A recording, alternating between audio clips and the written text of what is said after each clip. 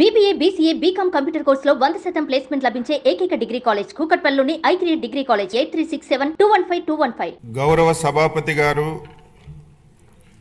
గౌరవ ముఖ్యమంత్రి వర్యులు, గౌరవ ఉప ముఖ్యమంత్రి వర్యులు, గౌరవ సహచర మంత్రివర్గ సభ్యులు, గౌరవ సభ్యులందరికీ నా హృదయపూర్వక నమస్కారాలు తెలియజేస్తున్నాను. దేశానికి అన్నం పెట్టడం కోసం అహర్నిశలు కృషి చేసే రైతన్నలకు మనసారా నమస్కరిస్తూ వ్యవసాయ బడ్జెట్ ప్రవేశపెడుతున్నాను.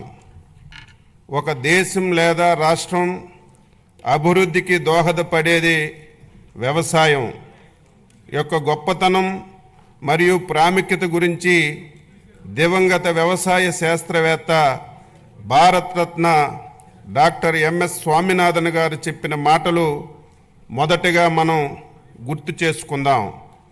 వ్యవసాయం మేధోపరంగా, సంతృప్తిపరంగా మరియు లాభదాయకంగా మారితే అది ఉద్యోగ ఆధారిత ఆర్థిక వృద్ధిని ప్రేరేపిస్తుంది. వ్యవసాయం కుంటుపడితే మరే రంగం సరిగ్గా జరిగే అవకాశం ఉండదు. ఆ మహనీయుని మాటల్లో ప్రతి అక్షరం సత్యమని గ్రహించి ఈ ప్రభుత్వం అందుకే ప్రధాన వనరైన వ్యవసాయాన్ని ప్రాథమిక రంగంగా గుర్తించి దానిని పరిపుష్టి చేసి రైతులను స్థితిమంతులుగా చూడాలని ఆకాంక్షిస్తూ స్వర్ణాంధ్ర 2047 లక్ష్యాన్ని సాధించే దిశగా అడుగులు వేస్తున్నాం. వ్యవసాయ శాఖ ఆధునిక టెక్నాలజీని ఉపయోగించి రైతులకు సాగు ఖర్చులు గణనీయంగా తగ్గించవలనని, ప్రకృతి వ్యవసాయం వైపు మళ్లాలని, అధిక ఆదాయ పంటలు సాగుపై దృష్టి సాధించాలని, ఎగుమతికి అనువైన మరియు సన్న వరి రకాల సాగుని ప్రోత్సహించాలని మన ముఖ్యమంత్రి గారు శ్రీ నారా చంద్రబాబు నాయుడు గారు దృఢ సంకల్పంతో ఉన్నారు. వికసిత్ భారత్ 2047కి అనుసంధానంగా మన రాష్ట్ర ప్రగతి పదంలో ముందుకు నడిపించి 2047 నాటికి $2.4 ట్రిలియన్ ఆర్థిక వ్యవస్థగా మార్చాలని, ప్రజల తలసరి ఆదాయం $43,000 సాధించాలని ప్రభుత్వం లక్ష్యంగా పెట్టుకొని ప్రతి మార్గనిర్దేశక సూత్రాలతో స్వర్ణాంధ్ర 2047 ప్రణాళిక రూపొందించింది. స్వర్ణాంధ్ర 2047 మార్గనిర్దేశక 10 సూత్రాల్లో ఫార్మర్ అండ్ అగ్రిటెక్ అనేది వ్యవసాయ రంగానికి సంబంధించినటువంటి సూత్రం. స్వర్ణాంధ్ర 2047 లక్ష్య సాధనంలో భాగంగా వ్యవసాయ రంగంలో 15% వార్షిక వృద్ధిని సాధించడానికి 11 వ్యవసాయ పంటలను గ్రోత్ ఇంజిన్లుగా గుర్తించి వాటి దిగుబడి పెంచడం మరియు ప్రకృతి వ్యవసాయంలో విస్తీర్ణం పెంపుకి కార్యాచరణ రూపొందించాం. 2024-25 సంవత్సరంలో ఏపీ జిఎస్డిపి మొదటి ముందస్తు అంచనాల ప్రకారం వ్యవసాయం జీవీఏలో 57,187 కోట్లు, అంటే వ్యవసాయంలో వృద్ధి రేటు 22.86%గా నమోదైంది. గత ప్రభుత్వం భూసార పరీక్షలను పూర్తిగా విస్మరించింది. మన ప్రభుత్వం 2024-25లో సాయిల్ హెల్త్ అండ్ ఫెర్టిలిటీ పథకం కింద 13.09 కోట్లు నిధుల ఖర్చుతో 4,30,000 భూసార పరీక్షా పత్రాలను రైతులకు అందించింది. అలాగే 2025-26 సంవత్సరంలో 6 లక్షల భూసార పరీక్ష పత్రాలు రైతులకు అందించడానికి లక్ష్యంగా పెట్టుకున్నాం.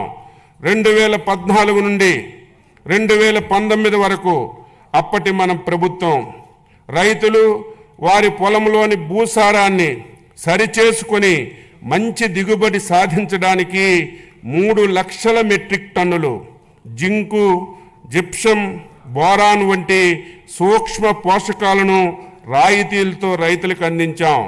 2019 నుంచి 2024 వరకు గత ప్రభుత్వం సూక్ష్మ పోషకాల సరఫరా పూర్తిగా నిలిపివేసింది. తిరిగి మన ప్రభుత్వం 2025-26 సంవత్సరంలో 5.98 లక్షల హెక్టార్ల విస్తీర్ణంలో రైతులకి రాయితీపై సూక్ష్మ పోషకాలు పంపిణీ చేయడానికి నిర్ణయించాం. ప్రస్తుతం భూసారాన్ని తెలుసుకోవడానికి వాడుతున్నటువంటి సాంప్రదాయక వెట్ కెమిస్ట్రీ స్థానంలో డైకెమిస్ట్రీ పద్ధతిని వినియోగంలోకి తీసుకురావడానికి చర్యలు తీసుకుంటున్నాం. 2024-25 సంవత్సరంలో 7.88 లక్షల క్వింటాల విత్తనాలను 268.32 కోట్ల రాయితీతో రైతు సేవా కేంద్రాల్లో పంపిణీ చేశాం. గత ప్రభుత్వం చెల్లించకుండా బకాయిలు పెట్టినటువంటి 120 కోట్లు విత్తన రాయితీని ఈ ప్రభుత్వం చెల్లించింది. ఇంకను 100 కోట్లు చెల్లించబోతున్నాం. 2025-26 సంవత్సరానికి రాయితీ విత్తన పథకానికి 240 కోట్లు బడ్జెట్లో ప్రతిపాదిస్తున్నాం. 2024-25లో 35.87 లక్షల మెట్రిక్ టన్నుల ఎరువులను సహకార సంస్థలు, రైతు సేవా కేంద్రాలు, ప్రైవేటు వర్కర్ల ద్వారా సరఫరా చేశాం. అలాగే 2025-26 సంవత్సరంలో రాష్ట్రానికి అవసరమైనటువంటి 41.38 లక్షల మెట్రిక్ టన్నుల ఎరువులు సరఫరాకు చర్యలు తీసుకుంటున్నాం. 2025-26లో ఎరువుల కొరతను నివారించడానికి ఏపీ మార్క్ఫెడ్ ద్వారా 2 లక్షల మెట్రిక్ టన్నుల ఎరువులు బఫర్ స్టాకుల నిర్వహణకి 40 కోట్లు బడ్జెట్లో ప్రతిపాదిస్తున్నాం. అన్నదాతకు అండగా నిలబడి వ్యవసాయాన్ని లాభసాటిగా మార్చేందుకు తలపెట్టిన బృహత్తర కార్యక్రమమే పొలం పిలుస్తుంది. ఈ కార్యక్రమం ద్వారా ప్రస్తుతం వ్యవసాయ రంగంలో వస్తున్నటువంటి ఆధునిక సాంకేతిక పరిజ్ఞానంతో వ్యవసాయంలో డ్రోన్లు వినియోగం, యాప్ ద్వారా పంటలపై చీడపీడలను గుర్తించి తగు చర్యలు తీసుకోవడం, ప్రకృతి వ్యవసాయ విధానాలపై అవగాహన కల్పించడంతో పాటు వ్యవసాయం అనుబంధ శాఖల క్షేత్ర సమస్యలు తక్షణ పరిష్కారం సూచిస్తున్నాం.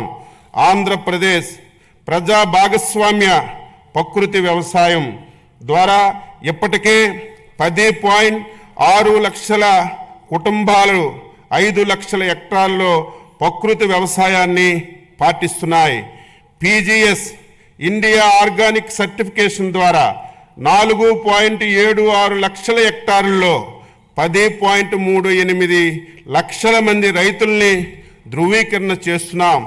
కొత్తగా ప్రారంభించినటువంటి national mission in natural farming పథకం పరిధిలోకి 3,000 కొత్త గ్రామ పంచాయతీల్లోని 2,570 క్లస్టర్లను ప్రకృతి వ్యవసాయ పరిధిలోకి తీసుకురానున్నాం. 2025-26లో 7,116 గ్రామ పంచాయతీల్లో పిఎండిఎస్ 365 రోజులు గ్రీన్ కవరు ఏడాది పొడవునా ఆదాయాన్ని అందించే ఏ గ్రేడ్ ఏటీఎం మోడల్స్ను మొదలగు రసాయనిక రహిత ప్రకృతి వ్యవసాయాన్ని చేయిస్తున్నాం. సర్టిఫికేషన్ మరియు ట్రేసబిలిటీ అమలు చేయడానికి చర్యలు తీసుకుంటున్నాం. 2025-26 సంవత్సరంలో 15 లక్షల కుటుంబాలతో 6.5 లక్షల హెక్టార్లలో ప్రకృతి వ్యవసాయం చేయించడానికి 61.78 కోట్లు ప్రతిపాదిస్తున్నాం. ప్రతి రంగంలో స్మార్ట్ వర్క్ ఆవశ్యకం ఉంది. అలాగే వ్యవసాయం రైతు భారం కాకుండా లాభసాటి కావడానికి వ్యవసాయ యాంత్రీకరణ అవసరం. రైతుల కోరిక మేరకు 2024-25 సంవత్సరంలో 50% రాయితీపై 70 కోట్లు 80,000 రాయితీ నిధులతో చిన్న సన్నకారు రైతులకు వ్యవసాయ యంత్రాలు పరికరాలు అందిస్తున్నాం. 2025-26 సంవత్సరంలో కూడా ఈ కార్యక్రమం కొనసాగించడానికి 139.65 కోట్లు ప్రతిపాదిస్తున్నాం. సుమన్ టీవీలో మీ పర్సనల్ అండ్ బిజినెస్ ప్రమోషన్స్ కోసం కింది నెంబర్కి కాంటాక్ట్ చేయండి.